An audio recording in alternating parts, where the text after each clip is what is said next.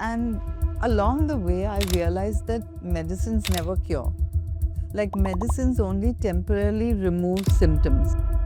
What will you tell parents, especially their children today struggling with obesity, early puberty, constipation issues, and all the other hormonal issues?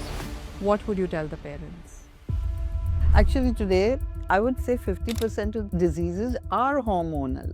Like, for example, even fertility. Imagine that India was a country of over-fertility, and now so many couples are going to fertility clinics. Nowhere is it written that you should have milk to get well or milk is healthy, but it's not written anywhere. In fact, the opposite is written. We know everything, but we have to unlearn things that we have been told. If animals in nature know how to be well, how come we don't?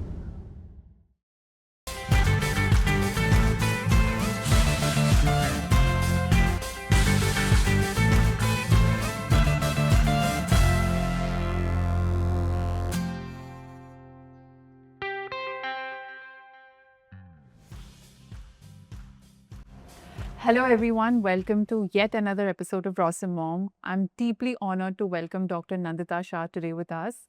She's the founder, director of Sharan. Sharan was founded in 2005, and in the last 2 decades, it has really transformed over 1 lakh plus lives in India and overseas both.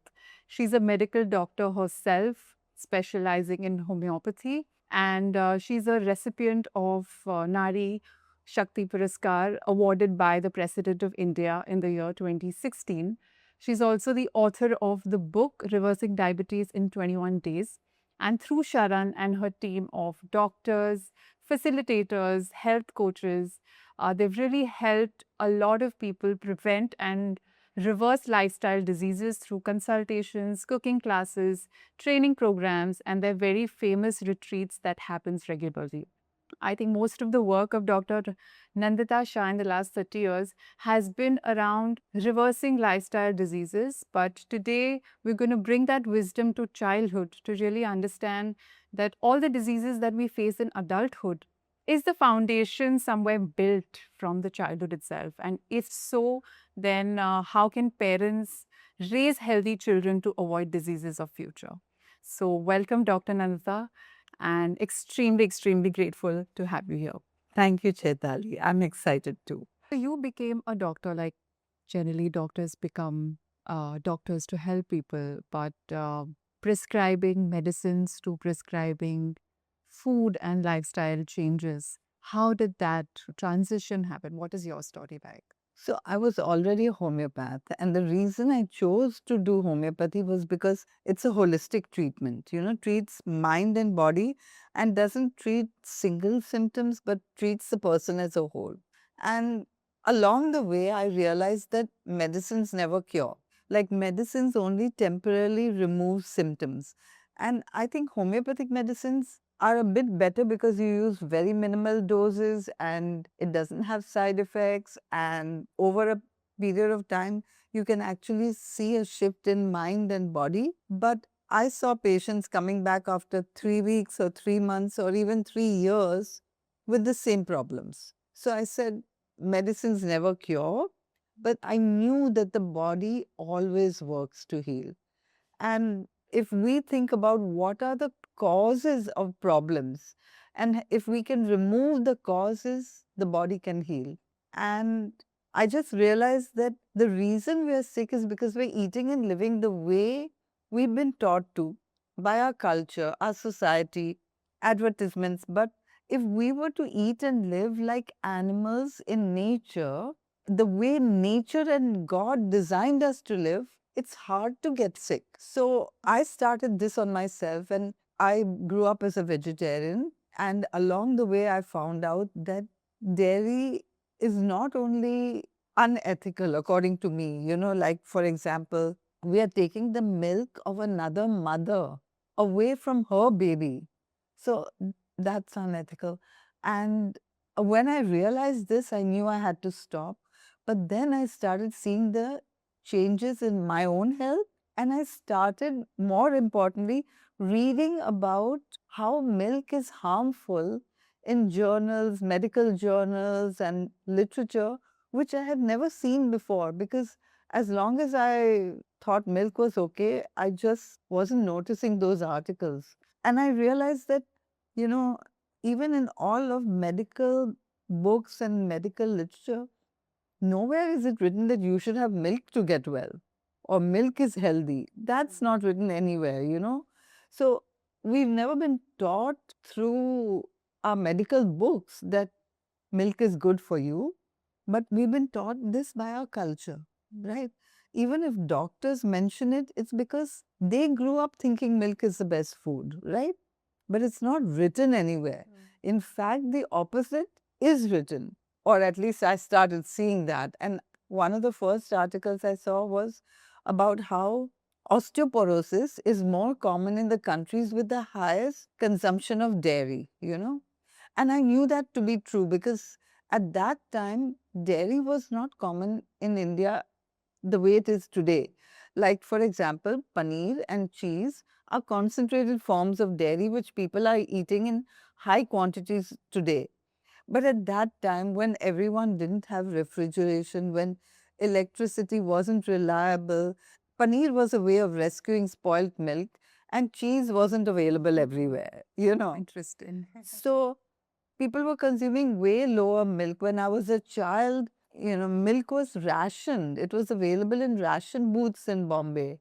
And that too, it was whole milk, which was buffalo milk, and toned milk, which was powder milk coming from abroad and reconstituted. So the consumption of milk was much lower. And when I was a child, the schools used to give us a bottle of milk, like a small bottle of milk as health food Nutrition. every day. Yeah. Because everyone thought that milk is good. So, we are taught that milk is good for you. So when I realized that milk is not good for you, I could immediately relate to it because my patients who were abroad and who were consuming way more dairy, they had osteoporosis, but I wasn't seeing osteoporosis to that extent in the Indian population. Of course, now it's increased a lot. Right. So I could make the connection, and then I started seeing even more articles. As I learned more about it myself, I also told my patients about it and saw amazing results with plant-based diet because we are never supposed to eat animal products or dairy. Actually, all animals eat by instinct. And if we were on a farm, we instinctively would pick up fruits and vegetables. But if you see green fields of wheat and rice, our mouth doesn't water because we can't eat it raw. And definitely, if you see a chicken walk by or a goat or a cow, we don't salivate, we can't pounce on it, we can't tear it apart, we can't eat it like a true omnivore or carnivore could, which means we're not omnivores or carnivores. And then, being a doctor, I realized the whole digestive system of a carnivore is totally different.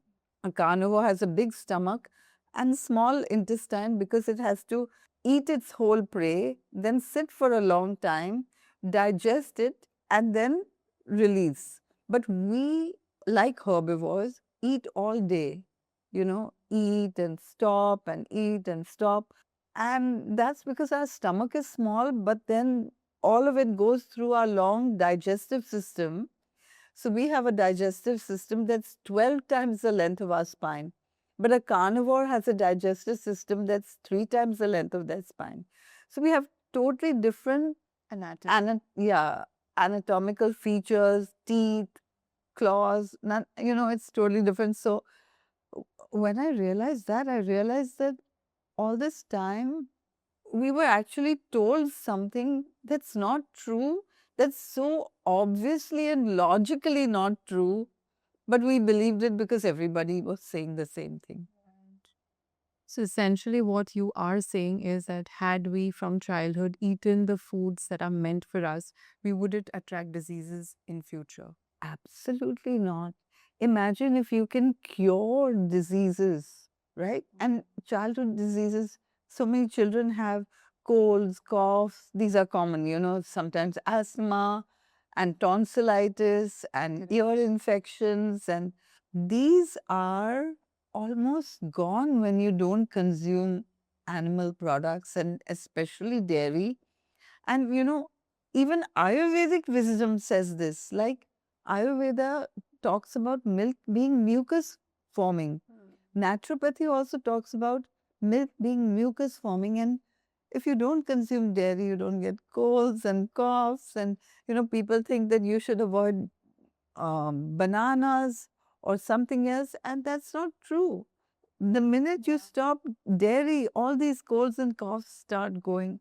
And I noticed it. I mean, you usually don't even get fevers, like if you're really eating and living the way we should. So, what essentially are cold, coughs, fever, vomiting, and these acute symptoms? What exactly is the body doing? Because I think every parent just goes about suppressing it. Every Right. doctor there goes about suppressing it. But Right. what exactly is happening in the body? Since we're young, we're trained to think that symptoms are bad.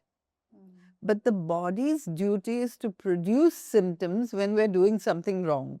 So if we can look at symptoms as something good and say, thank you, body, for producing these symptoms, so that I know that I need to change something and then make the right changes, we can get rid of illnesses. Like the body is just trying to cleanse when we produce mucus. What do you mean the body is trying to cleanse and heal? What exactly is happening in the Well, we put all the wrong stuff in our body and the body has to throw it out. And the body also has to inform us that we've done something wrong. So it comes out as mucus or like, body's always working to heal no matter what. So if we get a fever, actually the body has raised the temperature. It's not the germs that are causing the fever, but it's the germs that are stimulating the body to raise its temperature so that they cannot multiply and the body can control the disease. And it also gives the body time to produce antibodies.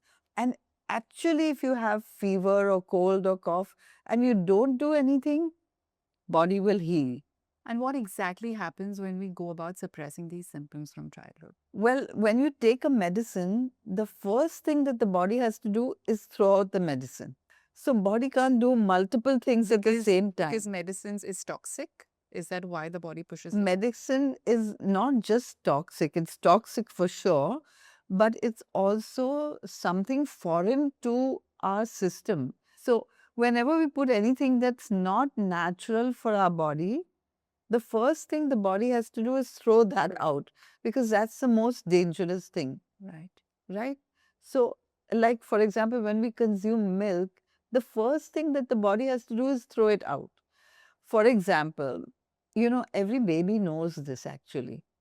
When a baby is first given cow's milk, every baby loves their mother's milk and they don't want to leave the mother's breast. But when the baby is first given cow's milk, the baby says poo. Yeah. And mother tries to force it down by adding sugar and cocoa and whatever else they add into it, run around the baby, heat it, cool it, whatever they do. And then we grow up thinking that milk is good for us because otherwise, why would my mother run around me like that? Right? So we also give it to our children without thinking that milk is a food that every mammal produces only for its young. And no animal in nature drinks another animal's milk. Like pigs don't drink goat's milk and monkeys don't drink elephant's milk, but we consume another animal's milk our entire lives. And if you look at the composition of different animals' milks, they're totally different. Like you cannot give rescued kitten or dog cow's milk. It will get diarrhea. The same thing happens to us.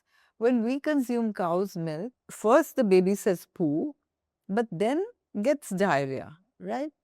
In fact, I've seen so many people who recognize this because they tell me that, they come to me with ailments, but they tell me that when I was young, I avoided milk, I hated milk. And when they stop milk, they get well. Like this was going on for ages, but they didn't know about it. In fact, I'd read that 60% of Indian population is lactose intolerant. It's just that they don't know. And that's true even for kids because I think till 1 year, 2 years, there's so much colic issues that keeps happening because the mothers are fed with ghee filled laddus and milk and so on and so forth. But we don't question the colic. Yeah. It's normalized. Yes. And actually, the colic can go away Completely. if the mother consumes food according to nature's laws. Yeah. But milk is such a important part of every family and every Indian family, and not just milk, but all the products out of milk as well, whether it's ghee, paneer, and so on and so forth. So, and especially one more concern is around calcium. How will the child get calcium in the growing age? Because I think all the brands there also promote height, strong bones, boost is a secret of my energy. So I just feel that there's so much importance given to nutrition in forms of calcium, iron, protein that no one questions we're eating the natural food or no. So how do you deal with all these things? First of all, I help people understand the logic because if we're drinking milk for calcium, where does the cow get the calcium from?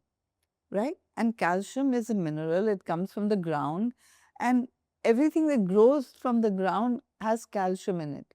So, do you know that there's no known dietary deficiency of calcium in the world?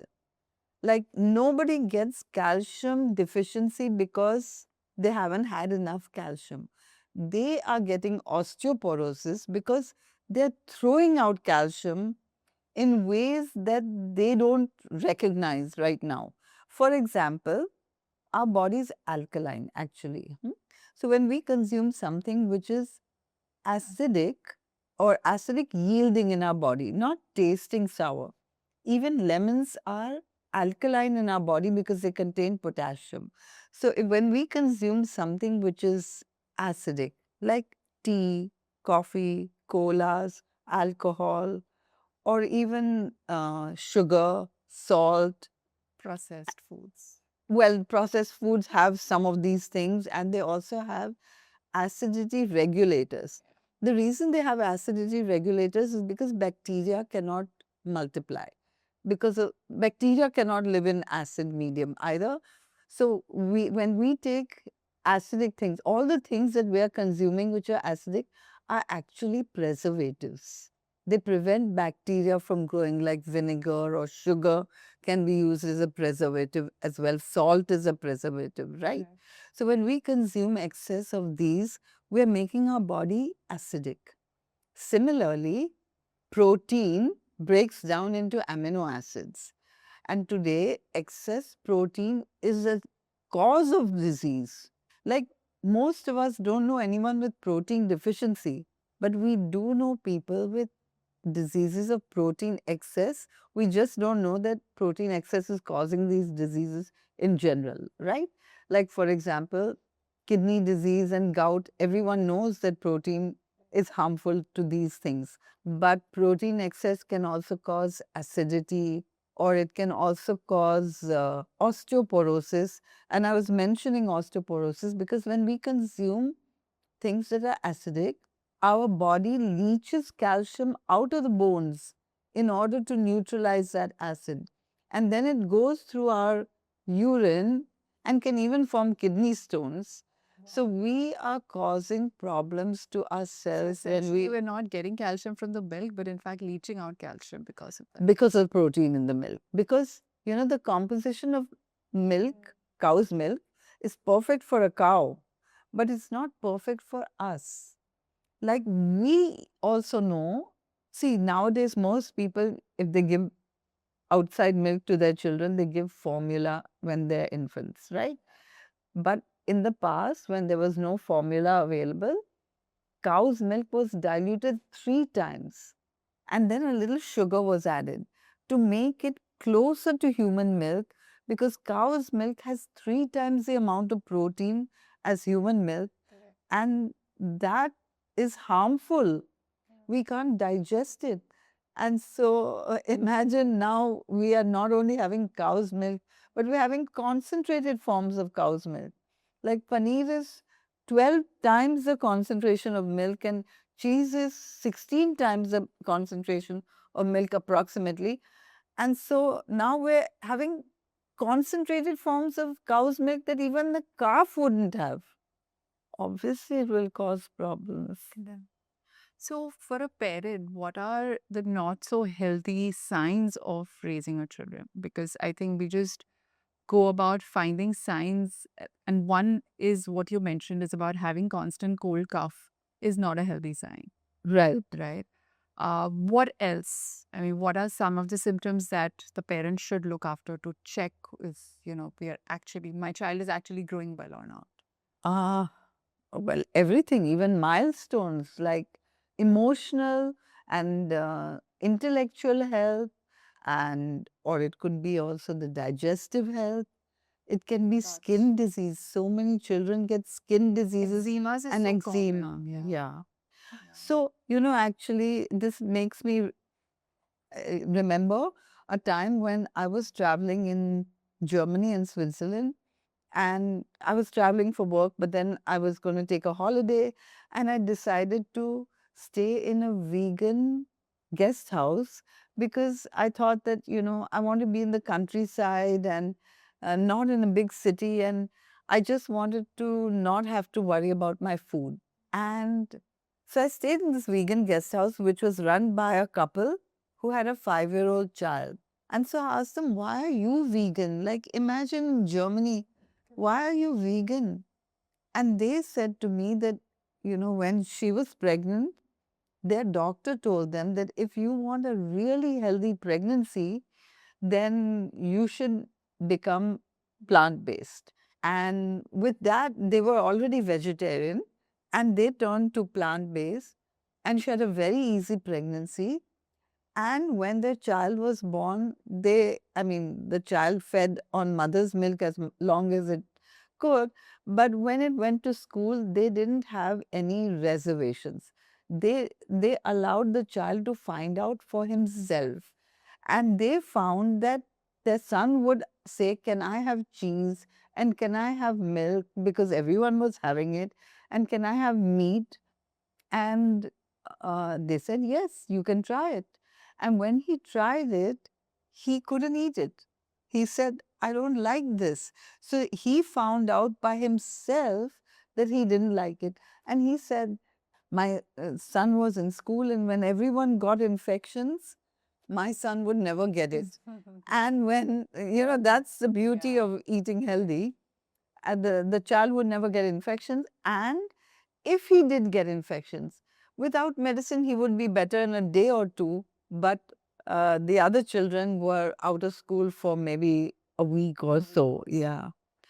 So, What will you tell parents, especially their children today struggling with obesity, early puberty, constipation issues, and all the other hormonal issues?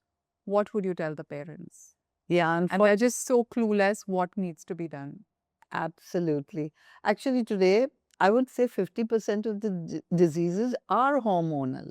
Like, for example, even fertility. Imagine that India was a country of over-fertility, and now so many couples are going to fertility clinics in order to conceive. Correct. And that's the first harmful thing because they conceive with the help of hormones. We have hormones in our body to do various functions, but when we consume animal products, we're consuming their hormones as well, which are similar to our own. And all our hormones are orchestrated by the pituitary gland, which is a gland at the back of our brain. And when one hormone goes out of balance, other hormones also go out of balance.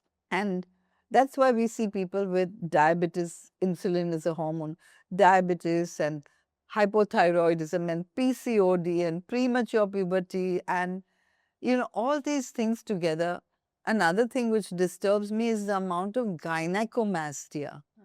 Like men with women like breasts, is seen everywhere these days. But this is not normal, and this is because we're consuming the hormones of the animals.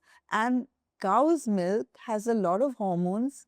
Cow's milk also has growth hormones to make us grow grow and grow in all directions. And so, obviously, children who consume a lot more cow's milk than the ones who don't may be taller, but they're also more obese and have more health issues because of hormonal imbalance. But what is the reason that even adult diseases that children today are facing? Is it the modern lifestyle beyond food as well, or you think essentially food is plays a major Oh, no, issue? I think it's both.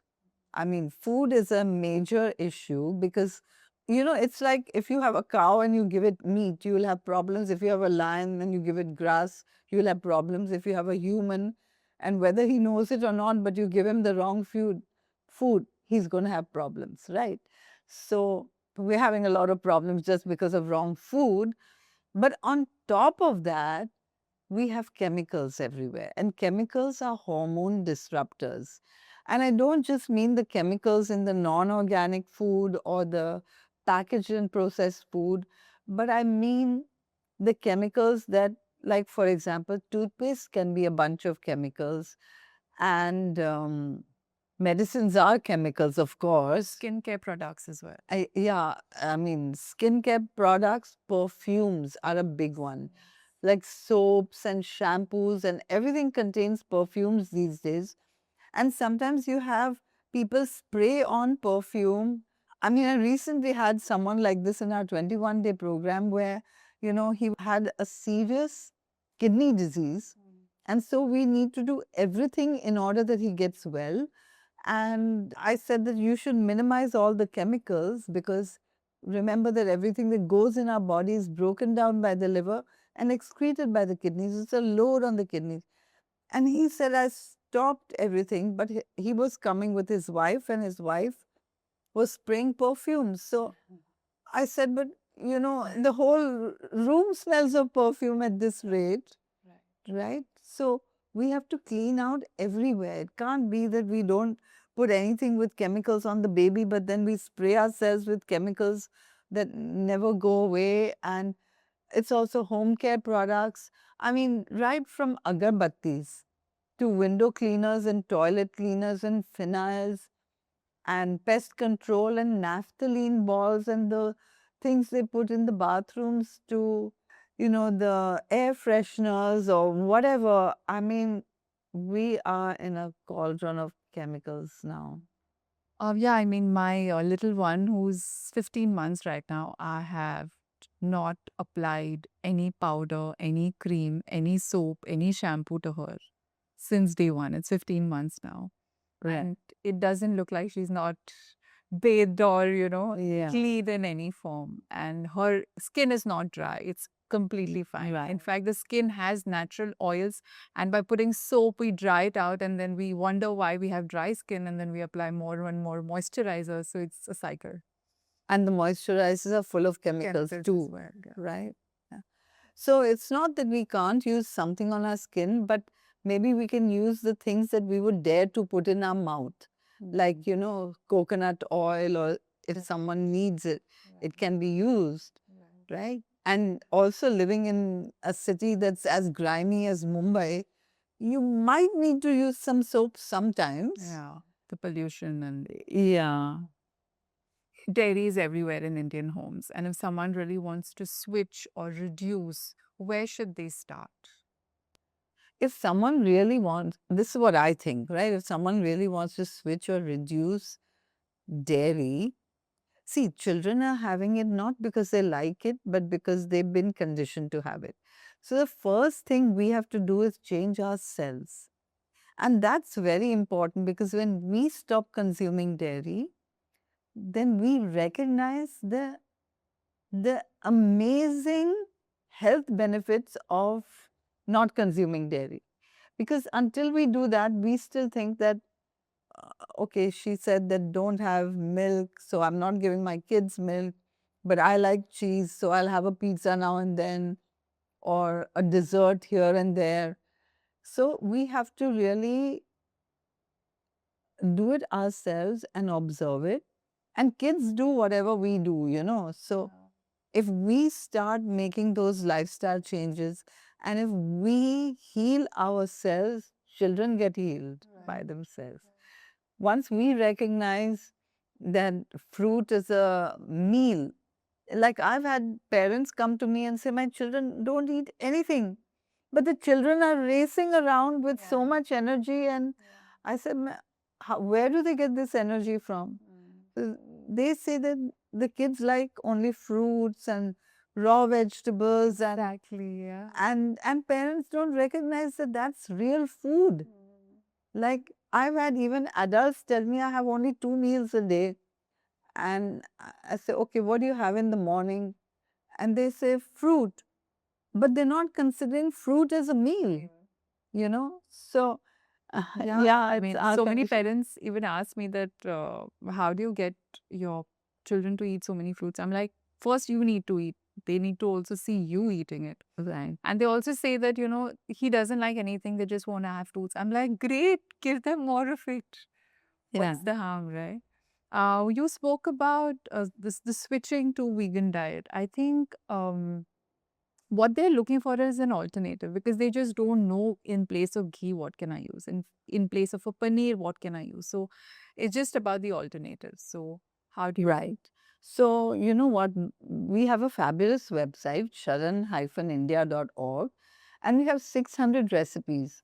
And actually, we don't use any refined products. Like, we don't even use jaggery or oil or sugar, of course not, or white rice or white flour. We don't peel our vegetables because the maximum nutrition is just under the skin of everything. So if we remove that nutrients are the spare parts for healing, then how are we going to heal? So we always make sure that everything is whole. And the way we make, like if you're making a dry vegetable and you're going to start with oil or ghee, um, the way we do it is we steam the vegetables instead. We teach them how to do tadka without oil, and we use grated coconut or roasted crushed peanuts or roasted crushed sesame, which actually tastes better than oil or ghee, right?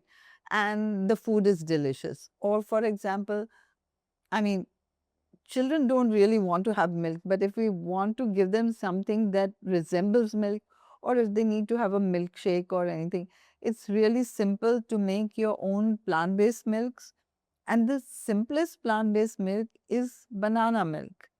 I mean, you just take a banana or a frozen banana and put it in the blender with water, and you have a white, semi-sweet Correct. fluid that's Yes. fabulous, right? And it takes minutes. And the only thing is it has to be drunk immediately, otherwise it starts looking like chocolate milk, Correct. which is also acceptable.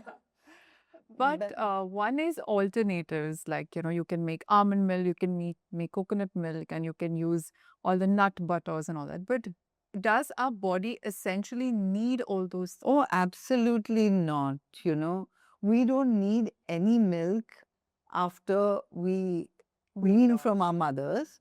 And all the nutrients that we need will be available in fruits and vegetables. And maybe you can add in, if you want, a few um, beans and nuts and seeds, but you don't need anything else. Correct. Yeah. And proteins. I mean, a lot of parents give eggs and meat for proteins. Right. And that's because they don't realize that plants are the original manufacturers of protein. And so, where do cows get their protein from? Where do chicken get their protein from? Where, every animal gets their protein from greens. And, greens are full of protein, and beans are full of protein, and nuts and seeds are protein. Actually, most people don't even know what protein is good for. Protein is a food not for building muscles. How do we build muscles with exercise? But protein is a food for growth and repair. And so, if we, if we eat the amount, I- like anything that's going to grow, like beans are going to grow into a plant, seeds are going to grow into a plant, nuts That are has actually life. seeds. Yeah. Yeah. they are full of protein because that protein is a food for growth. Right. Interesting. So we can get our protein from greens that are the manufacturers, or nuts, beans, and seeds, and even grains are actually seeds. And so even whole wheat and whole rice has protein. In fact, when we consume whole foods, we're consuming protein in balance with other nutrients.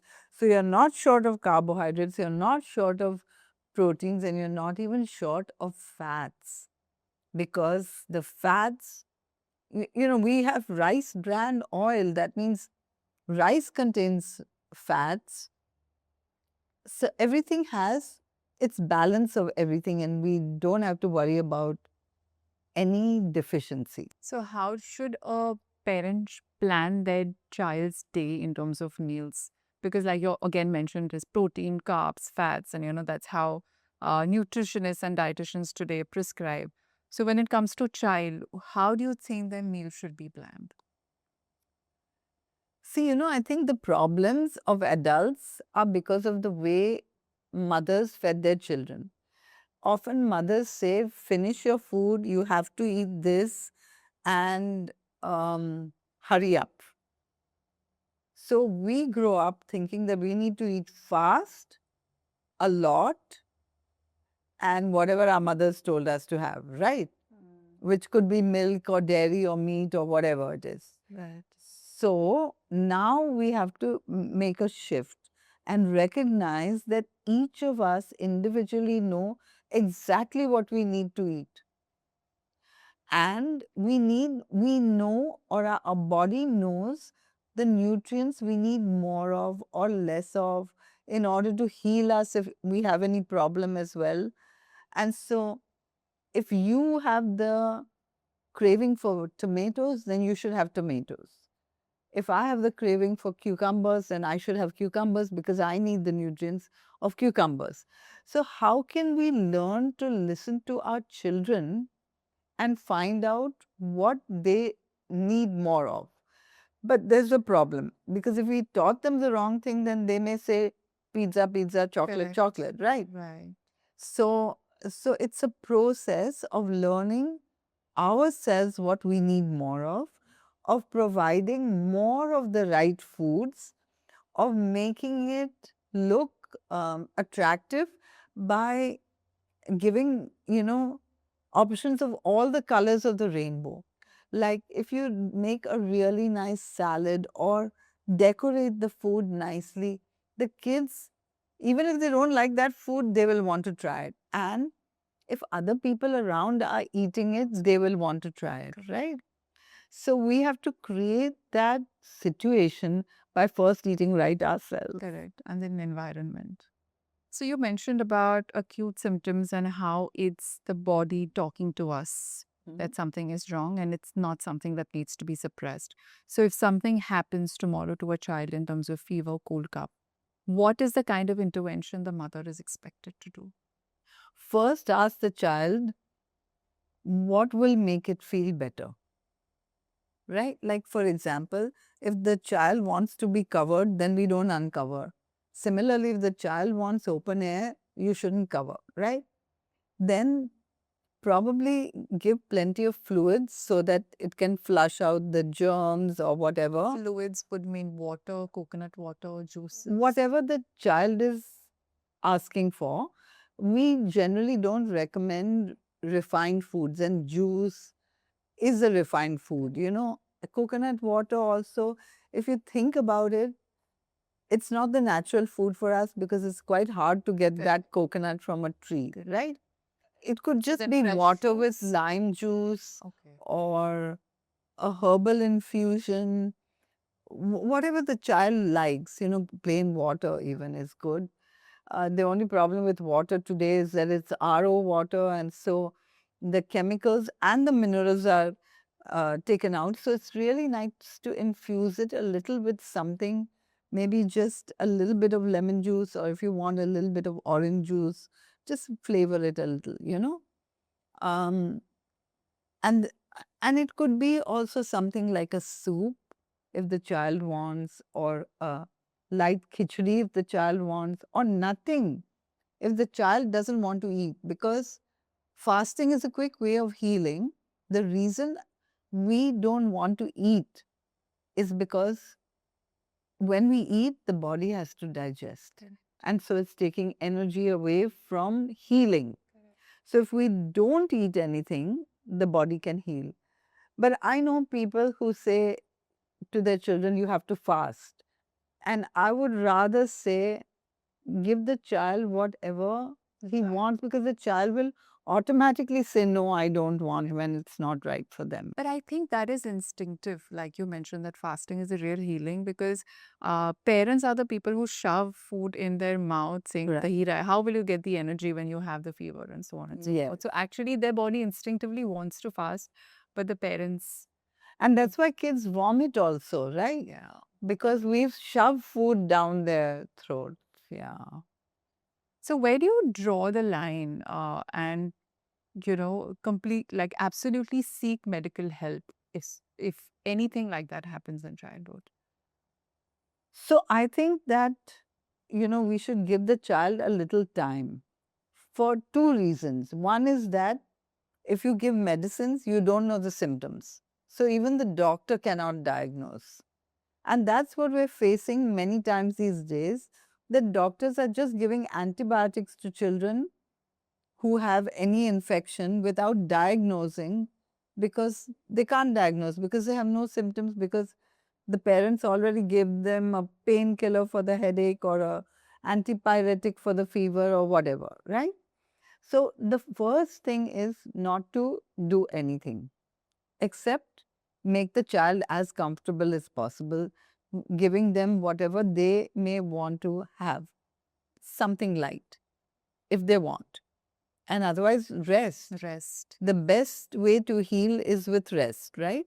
So basically, we have to make the child as comfortable as possible, not force feed and give them maximum rest, and they will heal.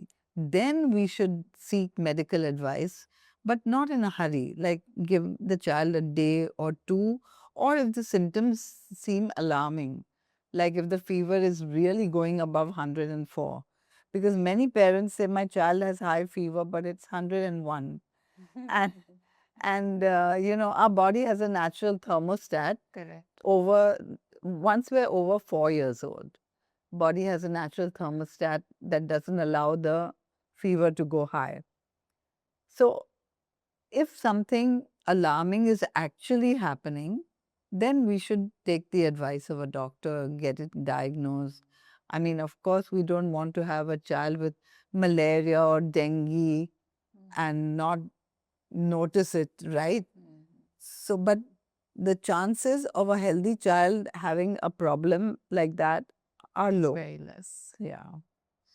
And what if they want to go to a doctor who does not prescribe medicine at a drop of a hat?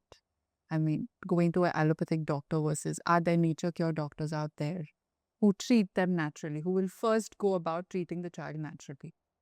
Absolutely. Like, we have a team of doctors and nutritionists, and we never start with medicines, right? This is for children as well. This is for children as well. Yes, yes. And we have 2 pediatricians on our Okay. team of doctors also. So we have that kind of organized, right? So that if they really have a problem, see, 90%, all we have to do is clean up and body will heal.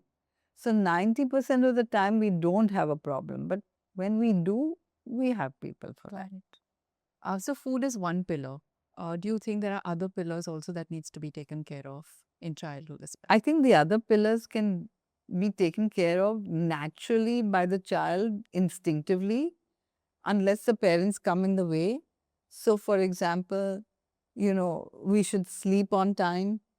Okay, now we have all this social media and Yes. TVs and things. Environment is So we have to be aware that there's a reason it's dark at night, And if the children go to bed earlier, they'll sleep better and, get up without alarms for their school or don't need to be woken up, right? So they get their full rest. So I think that's really important. And exercise. Hopefully, we don't have to make the children exercise, but here again, the TVs come in the way. Correct. So I don't have a TV in my house, but it would be nice not to have these kind of digital devices. And some parents, they even put their kids in front of TVs to make them eat. So the child is totally disconnected from his taste, from his, like his attention is there and they're putting food into his mouth. So it doesn't know whether it's full or hungry. I have adults telling me that I've never experienced hunger. Mm. Yeah, so I mean, the kids, when you mentioned that, they should be let to live naturally. Right. But unfortunately, the environment is such that even exposure to sunlight, we are always living in captive. Right. In our four closed doors now with screens, stimulation, sleep deprivation, so on and so forth. So, how does that sort of go on affecting the health of the child? That, of course, really affects the health of the child. And so, exercise should be outdoors so that they also get some fresh air. And unfortunately, in cities like Mumbai and Delhi and all these polluted cities, we can't expect to get vitamin D from the sun, even though we should be exposed to the sun. And so we need to check and, if necessary, supplement vitamins B12 and D. Okay. So these are the two. These are the two common deficiencies, Otherwise, everything should be looked after in a healthy child. And if a child is unhealthy, then they could succumb to worms and other things. So, a stool test and a regular blood test is not something to, shy away from. Got it. So, what can parents do when children are exposed to birthday parties and, all the unhealthy food that is given at occasions like this? Because even like I struggle. I mean, there are so many social occasions where I'm in two minds whether to take him or no because he will be exposed to a spread of unhealthy food. So, I want to go back to that um,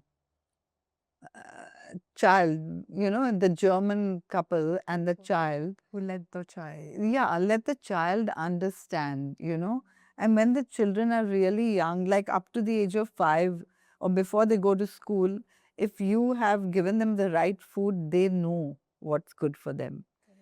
Just like animals know what's good for them and will choose the healthiest food if they've been given that chance. But if they haven't, then uh, like if the children are older and they have been already, exposed to all the packaged food and processed food, and now you want to make a change, then I would say that we could explain the children why we are not eating certain things. And I realize that children are very intelligent because I gave a lot of talks in schools, and the children came up and thanked me. Oh, wow. Yeah, and they said, and the teachers also came and said that would you do another talk, because we want all our age groups to be exposed to this. But the problem is that when they go home and tell their parents, the parents come back to the principal and say, we don't want this information, right? So children are very intelligent. So anyone who wants their child to change, instead of forcing, if they guide them and tell them why they're not eating certain things, the children may follow. So that could be an easy way out. Like, for example, if anyone takes their children to a tabela and the children just see that a newborn calf is tied away from its mother, child will say, I don't want to have milk, right? I mean, the children, when they see the chickens being slaughtered in the stalls, they will say, I don't want to eat chicken. It's the parents who force them to have it, right? So, how can we guide our children to have higher quality foods. And when I'm talking about higher quality, I would like to mention that it's ideal to have organic because we're the only species that sprays our food with poison so that other animals don't eat it, then we eat it. So that's a little bit difficult. So how can we uh, spend money on organic rather than eating out and processed foods and packaged foods? How can we have high quality foods? And then the fruits taste better, the vegetables taste better, and automatically children want to eat Correct. high quality things. So, what are the four things that Sharan uh, suggests in terms of food? I think one is organic. Five. Five. Okay. We have like everything should be plant based, right? Whole, organic, and check and supplement vitamins B12 and D, 5-point plan. So, what do you mean by whole food? Whole food means not nothing good is taken out and nothing bad is put in, is what whole food means. For example, if you have peanuts and if you just grind them into peanut butter, that's fair. But if you are going to extract the fiber and make it into peanut oil, that's not okay. Yes. So same with coconut. Like coconut can be eaten, but if you're going to take something good out, like fiber out, and make it into coconut oil, then there's a problem.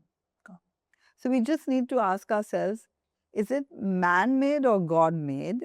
And if it's man-made, but it's made with the whole thing like peanut butter, it's acceptable. If it's something that we could process at home ourselves. So, even your white rice or maida, and what do you think about millets? Is that something that can be consumed? So I think that millets is just a better version of grains, right? That like if we're eating grains, and most of us are, like I am too.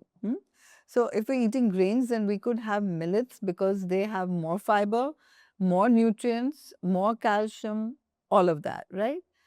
Um, and some people don't like brown rice or red rice or black rice, so millets can be an answer to that.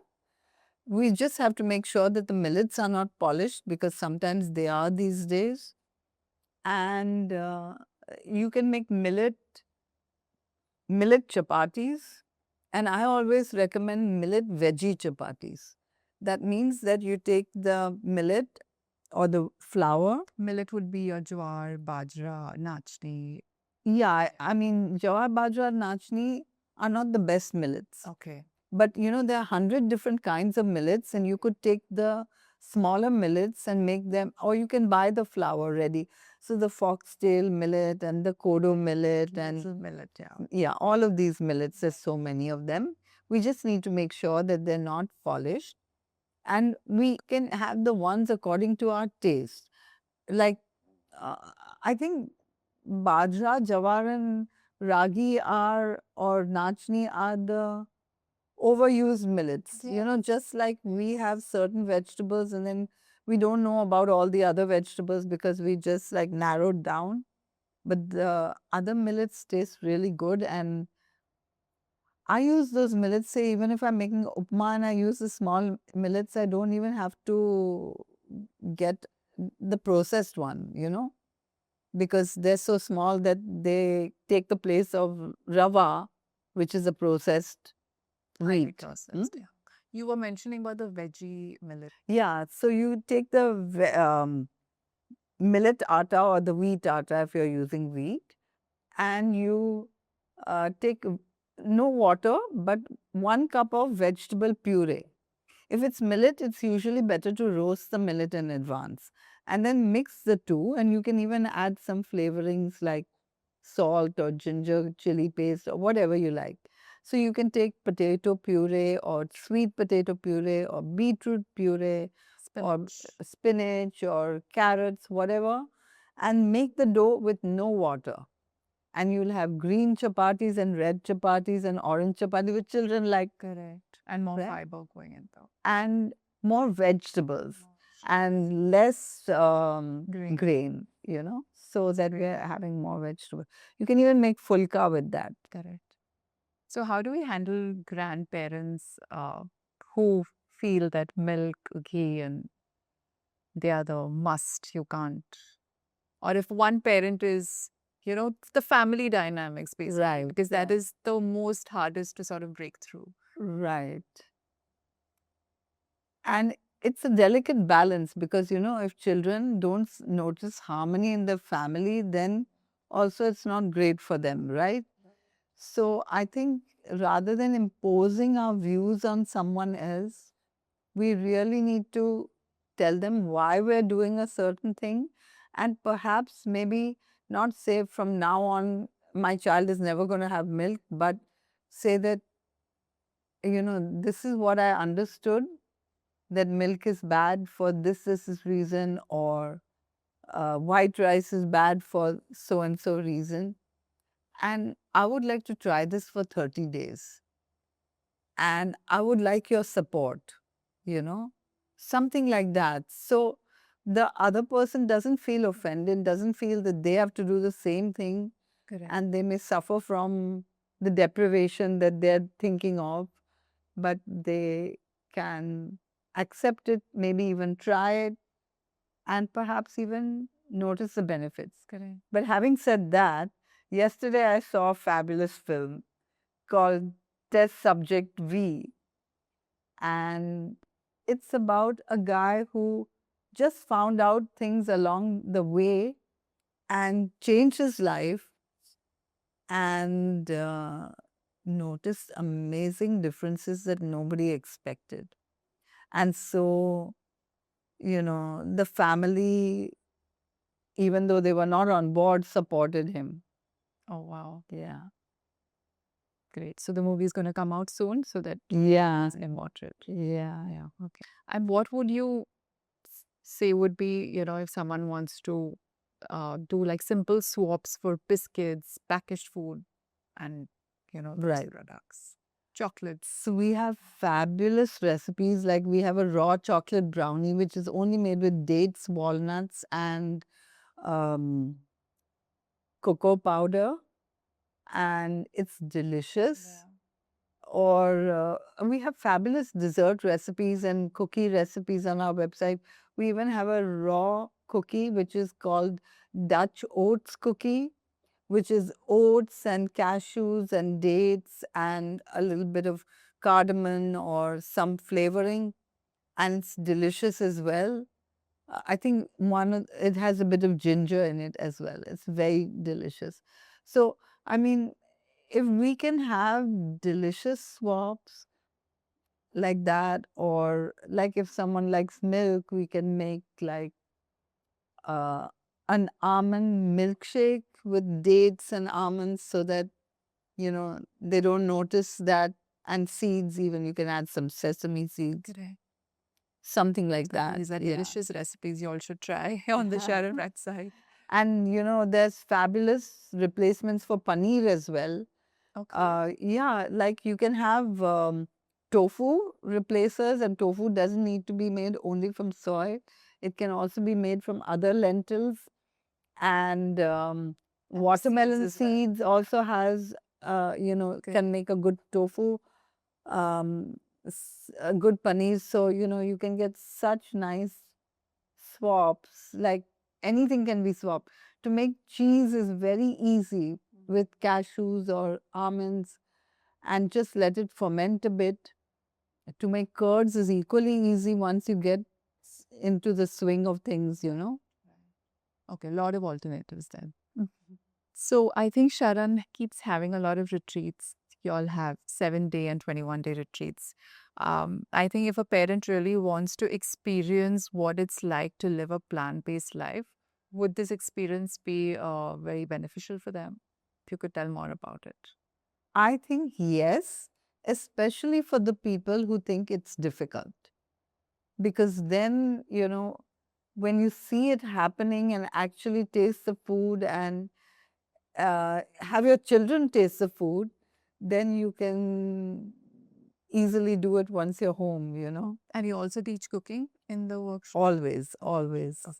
We teach cooking, we teach fabulous raw recipes so that, you know, uh, they know that they can, because too many people, they think that salad means a few sticks of carrot, cucumber, and tomatoes sliced or something, and then nobody eats it and nobody is attracted to it. So, how to make really nice salads is also, and also uh, green smoothies sounds like, because Extremely healthy. no, yeah, like people, nobody has had green leaves with fruits, right? Correct. So if they taste it and they see how delicious it is, then they'll be able to go back and never miss it. Correct. I think I wanted to ask that if what is the one truth that if a parent wants to know about a children's health, what would that one thing you would tell a parent? That we know everything, but we have to unlearn things that we have been told. If animals in nature know how to be well, how come we don't? And if someone really wants to switch, let's say today, what are the top 3 changes you would immediately ask them to make? Well, for the big ones, plant-based, that's easy. Whole, or at least go towards whole, and organic. I'll repeat that: plant-based, whole, and organic. Okay, lovely. That's all. It's simple, right? Yeah. So thank you so much, Dr. Nandita. Lovely having you over. I think my one big takeaway is that you can literally stop and avoid diseases in future for your children if you fix your child's food intake and lifestyle from the get-go. Yeah. Am I correct? So Sharon has a lot of cooking classes, consultation and retreats. If you want to know more, I will be sharing the link in the description. And Rossum Mom consultation also consults for children. So you can definitely look at the link for any additional help that you may require. Thank you so much. Congratulations for all you do. Thank you so much. Please like, subscribe to the channel. And if you know any parent who can be helped a little bit and benefit from this session, then please do share it with them. Thank you so much.